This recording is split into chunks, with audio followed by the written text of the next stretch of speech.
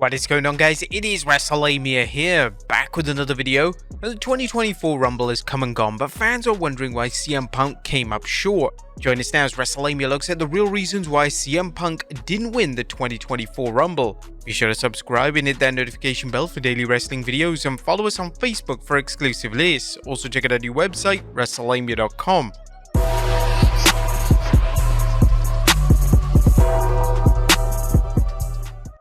Or was Punk destined to win the Rumble? As soon as Punk returned to WWE, the promotion seemed to be setting up a program between the Second City Saint and World Heavyweight Champion Seth Rollins. Rollins called out Punk as soon as he returned to WWE, blasting him for walking out on the company. The WWE upped the ante further when Punk made it clear in interviews that he was back in the WWE so he could do one thing he didn't do in his last run: main event WrestleMania. But why didn't it happen? Number 1, it adds to Punk's story. Having Punk lose is a good way to create a storyline of Punk returning to the WWE only to find out that things aren't quite going according to his plans. This doesn't force him to turn heel, but provides a good reason for him turning his back on the fans. While the story might seem too reminiscent of Drew McIntyre's heel turn, the WWE can capitalize on the years of comments Punk made blasting the WWE.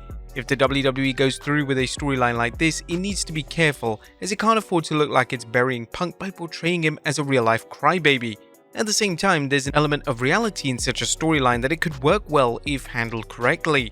Number 2, to turn Punk heel. Now, is Punk gonna turn heel? Well, things didn't seem headed in this direction after his return to the WWE, but while the WWE might have been uncertain how fans would react to Punk's return after years of WWE vilifying him, the fans welcomed him back with open arms, cheering him and giving him a hero's welcome. While the reasons are unknown, Punk seems headed towards becoming a heel. Fans saw a glimpse of this during CM Punk's face-to-face with Cody on the 22nd January Raw, where things grew heated. It was clear that both men's desire to win the Rumble was strong. However, while Cody seemed willing to let the best man win, Punk began showing signs of passive-aggressive behavior as he subtly, then not so subtly, needled the American Nightmare. Now, Punk is notorious for playing mind games, and he did just that when he told Cody he was more the American dream than Cody was. Tonight's Rumble may have been the catalyst that drives Punk into being a full-blown heel. He was clearly frustrated as he tried to eliminate Rhodes, the last man in the match besides him. Rhodes refused to lose, however, leading to Punk showing disgust and even saying he wasn't going to lose to Dusty's son.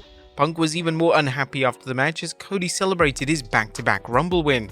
Number 3, to set up Cody vs Punk at Elimination Chamber.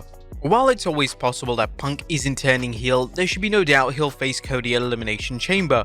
Only will that match add a big fight feel to the WWE's first PLE in Australia, but it's likely that WWE will up the stakes by having Punk challenge Cody to a match where Rhodes puts up his WrestleMania title opportunity.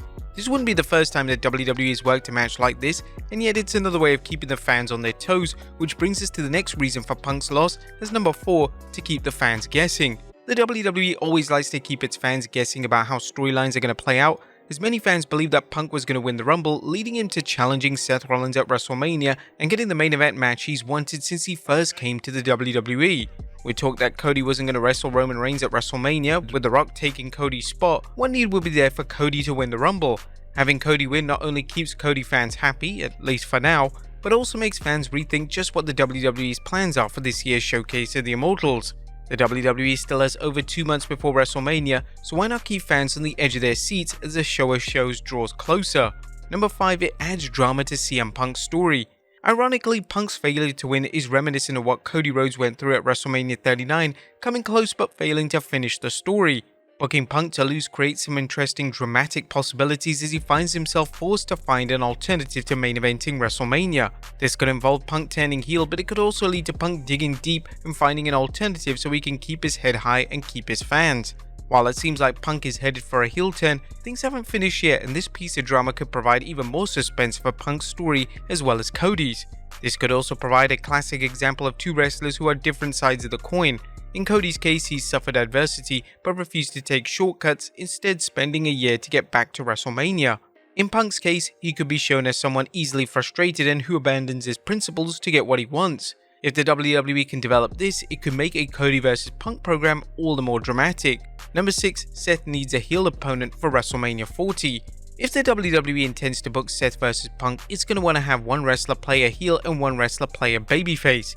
The WWE has shown it's good at booking the occasional babyface versus babyface match, but a WrestleMania main event match deserves something bigger and more compelling. Having Punk snap and get his world title shot by whatever means necessary can only add to the excitement for a Punk vs Rollins match.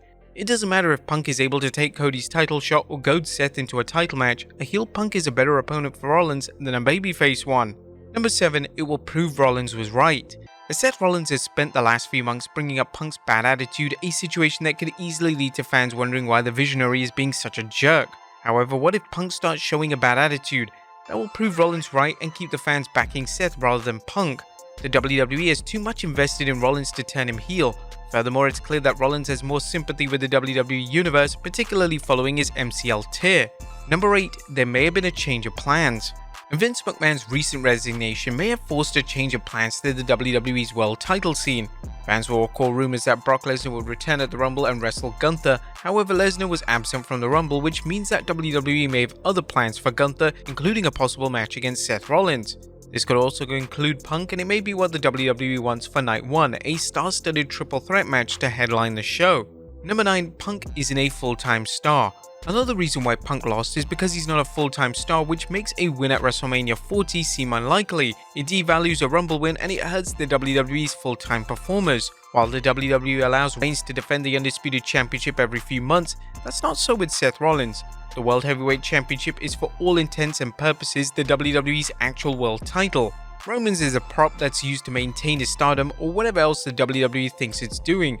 In the case of Raw's world title, it's a traditional world title that's defended often and drives fans to show, whether it's buying tickets or watching them. If Punk wins the World Heavyweight Championship, the WWE will be stuck with 2 part-time champions. Punk is in the WWE on a part-time schedule, and while he can still do a lot for the company, putting the title on him seems meaningless. While a Punk vs Rollins Mania match is appealing, using the Royal Rumble to get him there seems like a disservice to the full-time wrestlers who fans would be more likely to believe have a chance of winning.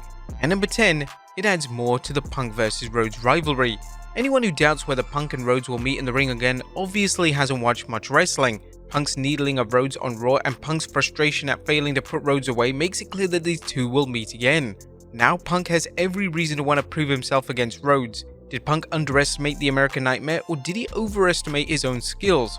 Fans may find out as the story plays out, but it will play out. And best of all, this storyline can lead to a match at Elimination Chamber, then go dormant for several months or even longer as Punk focuses his attention elsewhere while Rhodes pursues the Undisputed Championship.